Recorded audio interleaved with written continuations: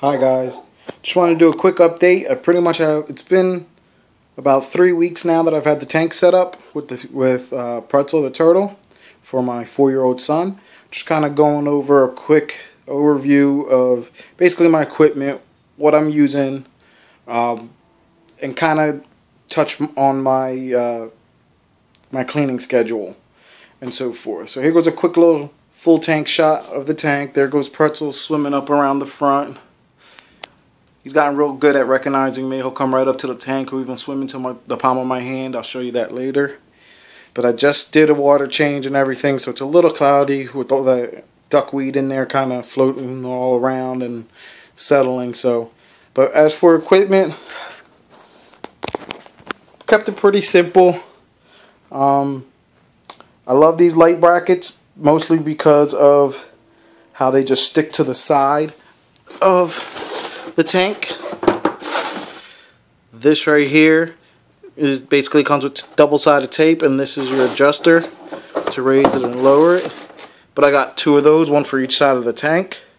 On my left side, I'm using the mini combo deep dome with a Turtle Tough 75-watt splash-proof halogen on one side and a Reptisun 10.0 UVB.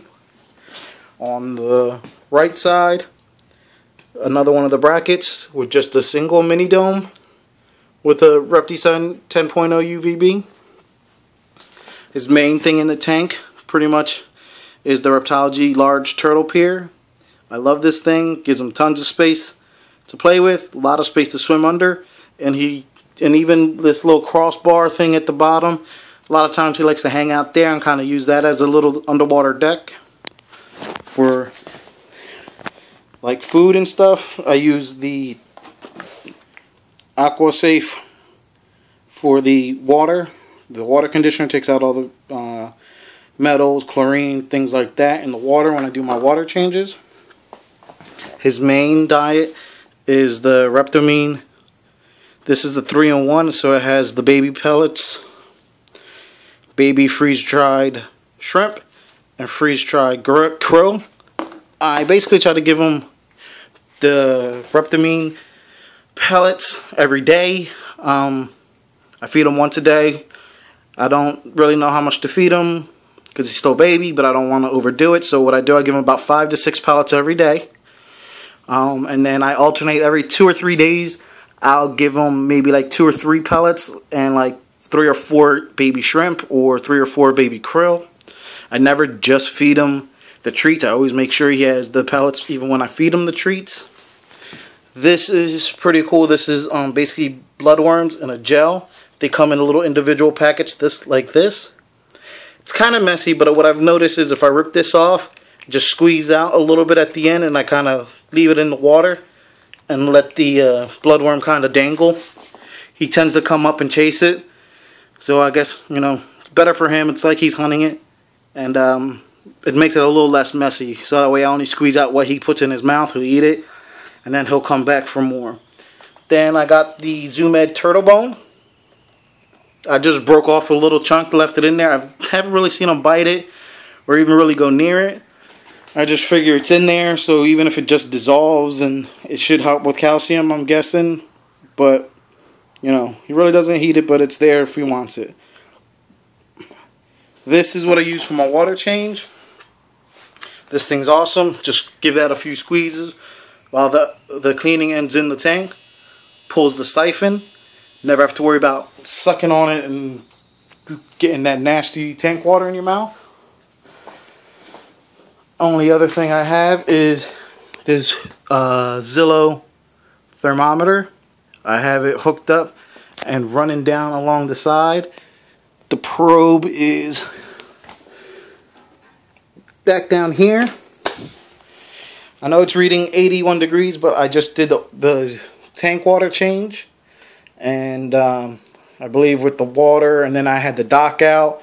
So with the lights hitting it, kind of warmed it up a little bit more. I have it set at about 77 degrees. And it stays pretty constant at 77. What I've done, I've also got the duckweed in here. So he has some kind of plant nutrition.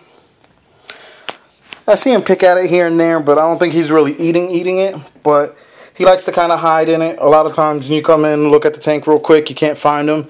Then you find him in the corner, hidden underneath all this duckweed, and he pokes his little head out.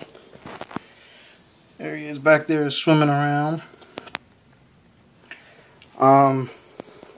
Again, my son picked out these cool little toys. Those are, he loves cars, so he got himself a little Beetle, little beach buggy with the surfboard, and he loves purple. It's my 200-watt heater. It was from a 75, so I figure it's just fine here. I know it's overkill, but it won't stay on much. This is a glow-in-the-dark rock. That is some ceramics from a filter that I had bought that didn't do good, so I sent it back, a canister filter. But I figure it could still collect and colonize the bacteria in here. I also have a bag of bio balls. Same concept. I figure why just leave them out with nothing? I could throw it in the tank and still have it pick up. We got our little rocks here to make like the deck side, kind of our land side. I took his fake plants, put it over here because I figure it doesn't really need sunlight, and that lets him play around in here, and he kind of likes it because he tends to hide it and gets himself wedged in between these leaves. We got his little piece of driftwood back there. That little white chunk down there, that's the turtle bone. I mean, that's pretty much it. For cleaning, what I do is about every 3 days or so, I do a water change and vac. If you come back to this side, you see I have a couple marks. This is my 25-gallon mark. This is my 30-gallon mark. I usually do a water change, drop about 5 gallons, so it's real easy. I have a 5-gallon bucket, so I drop that, and it always drops down to that line. There goes Pretzel. Hey, buddy. And then when I fill it up, I use 1-gallon water jug containers with the dechlorinator. And what I do is I do three gallons at a time. So I do 2 trips, which actually gives me 6 gallons, and that's why it's a little over the line. But I like that because now it's 31 gallons of water in there from the swimming. But what I do is basically give it a couple days, and that extra gallon up there ends up evaporating. So at a glance, I could see real quick when that water line goes from being up top to the 30-gallon mark is usually when I do my water changes. Let's see. Come on, Pretzel.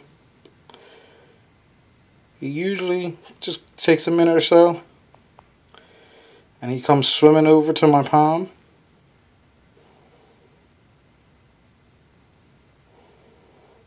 Of course, he's going to make me a liar today.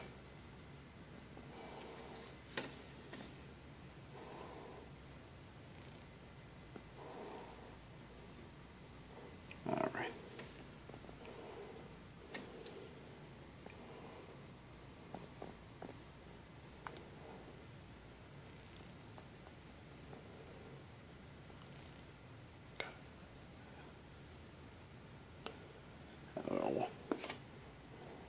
I know he's still real tiny.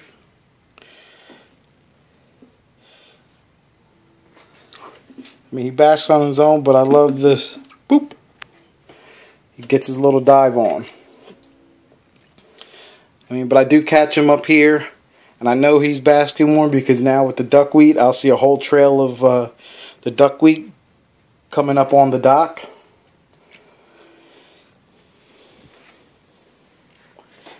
But like I said, that's a quick overview, kind of what I do, my maintenance, and my whole kind of my equipment setup. So I'm doing this for now until I get a filter.